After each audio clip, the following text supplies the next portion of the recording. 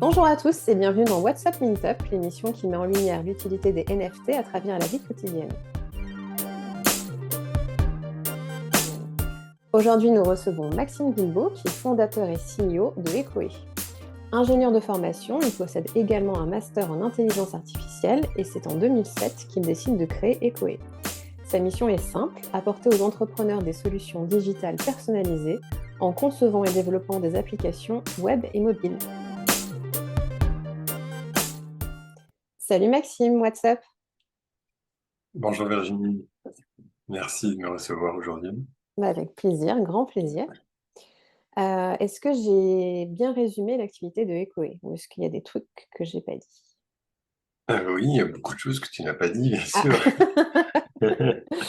Donc oui, on a commencé en 2007 et c'était vraiment le début du boom web 2.0. Il y a c'était un peu le début de beaucoup de réseaux sociaux. Il y avait un peu un boom d'entrepreneurs. Ouais. Et donc, oui, j'ai démarré l'activité à Shanghai après avoir fini mon master en intelligence artificielle. Mhm. Et depuis, notre métier s'est beaucoup transformé en 15 ans.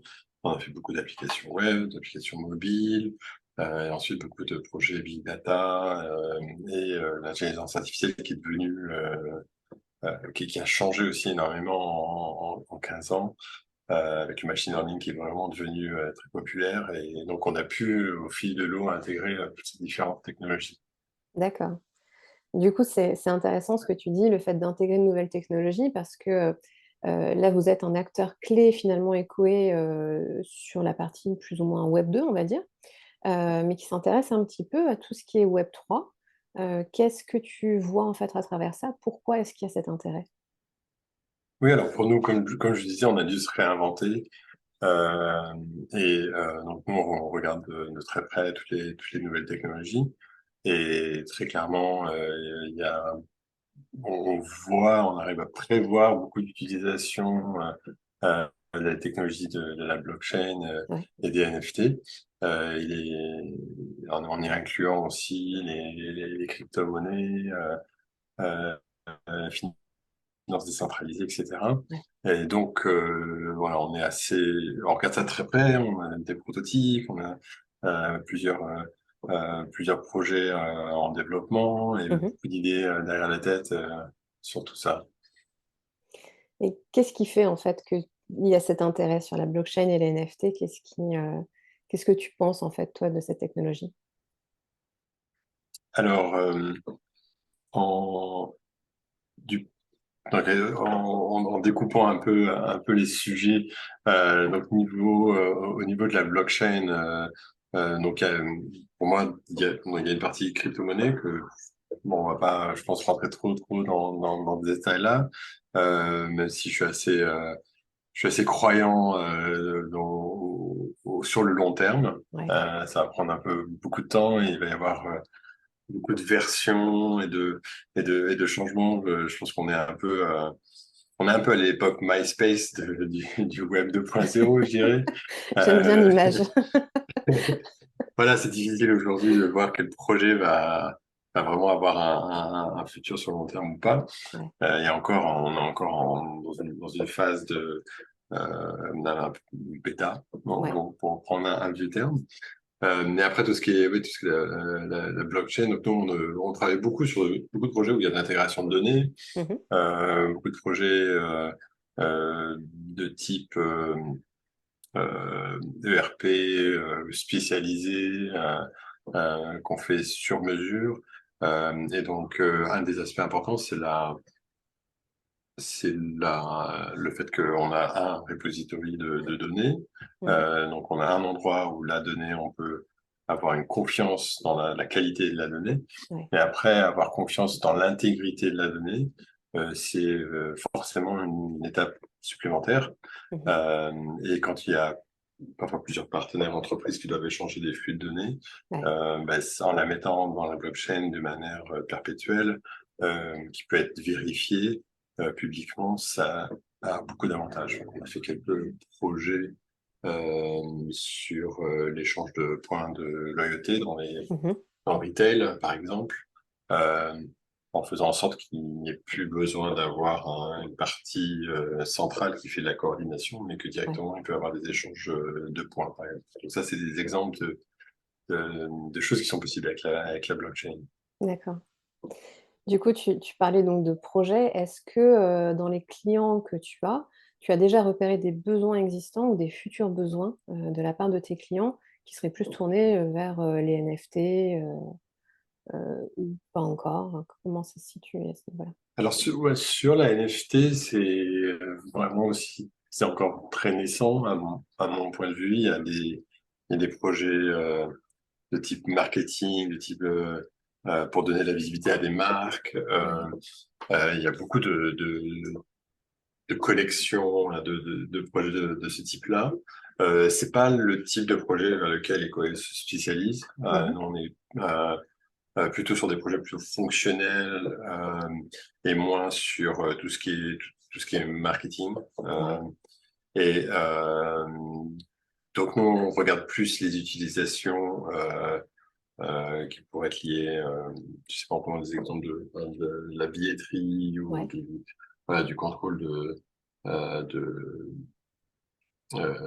d'identité, mhm, mhm, tout lié à ça. Et là, c'est vrai que c'est encore très tôt. ouais, Ce qui manque, il y a un manque d'infrastructure qui doit aller ensemble. Donc, des pièces du puzzle qui sont pas encore là. Mais c'est vrai on peut faire beaucoup de théories, imaginer énormément de cas dans beaucoup de différentes applications, mais souvent c'est très difficile à mettre en place encore tout à aujourd'hui fait, ouais. parce qu'il manque un peu une infrastructure qui n'est pas encore là, une interface avec le monde réel. Ouais, ouais, je Si je peux comprends. dire, le monde, pas, au lieu de dire réel, j'aurais dire plutôt physique. Ouais, Il y a souvent, il faut souvent qu'au niveau même gouvernemental ou dans l'entreprise, il manque un peu une digitalisation qui est tout à fait. nécessaire pour pouvoir rendre ces cas pratiques. C'est ça. Après, ça va arriver un jour ou un autre. C'est encore difficile de savoir exactement quand et surtout comment ça va se Comment, passer. ouais. Mm. Mais nous, voilà, on est très croyants de ces technologies-là. Ouais, c'est vrai que le fait aussi de relier, ce côté digital, à des choses plus physiques, que ce soit des biens ou des services, c'est vrai que ça paraît être un axe important, je pense, dans l'adoption de masse aussi pour que, chacun puisse voir un intérêt à les utiliser. Ouais, exactement. Ouais. Et puis aussi, c'est vrai euh, on est un petit peu dans une saison hivernale sur ces sujets-là et Ouais, c'était toujours un mouvement de vague ouais, quand on est au début de technologies naissantes. tout à fait.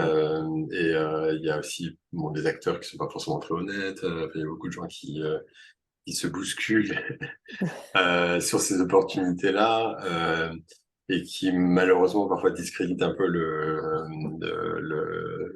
qu'est-ce qui est vraiment derrière la technologie, qu'est-ce qui est vraiment faisable et qu'est-ce qui va être faisable. Donc, par exemple, dans le cas des NFT, il y a aussi beaucoup de projets qui ont pas forcément d'intérêt in fine, et ça c'est un peu dommage parce que C'est parfois vrai, ça fait retarder un peu la vraie adoption, je dirais.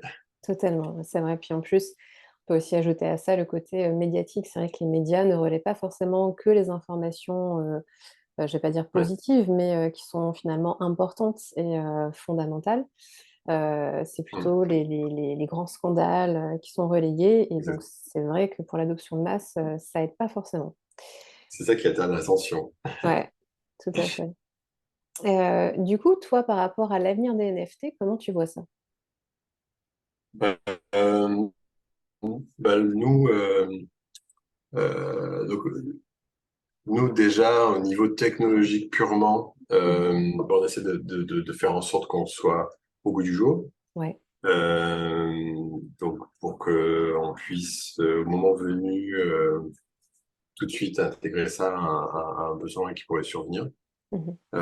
Donc il y a c'est vrai que c'est des environnements de développement assez différents, donc il y a beaucoup de choses à intégrer. Et ensuite, bah aussi au niveau expérience utilisateur, ce que ça Ouais. veut dire, enfin encore un projet NFT ou Web3, niveau expérience utilisateur, il y a encore beaucoup de travail à faire aussi. C'est sûr. Et puis après, en usage, donc on a fait quelques projets. D'ailleurs, enfin, je parlais tout à l'heure de projets marketing. On a un projet un peu artistique Mhm. euh, qu'on qu'on a démarré pendant l'été 2022, et qui est un peu une convergence entre l'utilisation de l'intelligence artificielle pour générer des, alors, est-ce que je peux appeler ça de l'art? Je suis pas sûr, mais en tout cas, voilà, une œuvre digitale, Ouais. numérique, générée avec l'intelligence artificielle. C'est vrai Ouais. l'année dernière, en 2022, il y a eu un peu une explosion de l'intelligence artificielle dans le domaine de la génération, Mhm. generative AI. Je suis pas très sûr exactement en français le terme, mais en tout cas, le fait que l'intelligence artificielle était surtout utilisée pour classifier des données, Mhm. pour faire des prédictions numériques, des choses comme ça, mais très peu dans le domaine créatif. En fait, c'était quelque chose qui n'était pas encore vraiment dans le sujet. Donc, Ouais. l'année dernière, il y a ça qui a vraiment explosé. Donc, on trouvait ça intéressant. Et on s'est dit, tiens, est-ce qu'on pourrait générer un NFT par jour sur un sujet de news qui fait pas forcément la couverture des magazines. Donc, on parlait tout à l'heure de clickbait, Ouais. justement pas des sujets comme ça, mais plutôt des sujets qui subjectivement on trouve peut-être important à noter. Mhm. Et se dire, parce que ce qui est intéressant dans l'NFT, c'est qu'on peut le programmer, c'est quelque chose qui est programmable, et on peut programmer une royauté des droits sur chaque revente du NFT Ouais. qui pourrait revenir à la cause. Donc, s'il y a un désastre quelque part, ou s'il y a un tremblement Mhm. de terre quelque part, ou s'il y a un problème sur une espèce en voie de disparition, etc., est-ce qu'on peut générer un FTP, un NFT, générer un NFT, le vendre pour en faire, pour aider la cause qui est derrière tout ça. Donc c'est un petit peu, voilà, c'est un petit peu un sujet qui a une convergence intelligence artificielle, blockchain, Ouais. NFT, et en plus peut-être réussir à aider quelque cause. Mais c'est bien parce que du coup, là, tu as une vraie utilité aussi derrière le NFT. C'est-à-dire que ok, tu as de C'est ça. l'art généré par de l'AI, ok, mais derrière, tu as aussi vraiment le fait de répondre à une cause et donc, du coup, bah, une réelle utilité, que ce soit, comme tu dis, hein, sur quelque chose d'humanitaire ou un désastre ou peu importe, mais ouais. Voilà. c'est- Donc il y a déjà quelques causes humanitaires qui utilisent, euh, qui peuvent recevoir des dons en crypto. Mhm. C'était notamment pendant la guerre en Ukraine, Ouais, il y a eu beaucoup de, de NGO qui pouvaient recevoir c'est de vrai. l'aide en crypto. Et il y en a d'autres aussi. Ça commence à se développer. Donc, l'idée de pouvoir en faire un NFT qui programmatiquement puisse automatiquement distribuer et aider n'est n'est- n'est pas de la science-fiction, c'est possible. C'est vrai. Après, on n'en est pas encore là pour l'instant, on est vraiment au début et on s'est dit on va commencer à générer des choses et on va essayer de les mettre en vente et voir ce qui se passe à partir de là. Il y aura un petit peu une redistribution manuelle qui se fera. Moi, voilà, c'est un peu l'idée qu'on a et en espérant pouvoir qu'un jour on pourra faire en sorte que ça arrive. Donc, ouais, c'est un exemple intéressant. Mhm. Ouais, Mm. c'est très intéressant. Bah, écoute, Maxime, merci beaucoup pour cet échange. Merci De d'avoir rien, c'était avec partagé plaisir. les dernières news aussi de Ecoe. Si on a envie de suivre un petit peu l'évolution de Ecoe, est-ce que vous êtes sur les réseaux sociaux? Vous avez un site web? Oui, nous avons un site web, eco.com, et on a aussi, on publie quelques articles, on espère plus souvent dans le Mhm. futur, sur Medium, Ok. donc tout simplement Ecoe, EKOHE. Voilà. Bon, eh ben, super. Merci beaucoup, Maxime. À bientôt. Merci Virginie, à bientôt.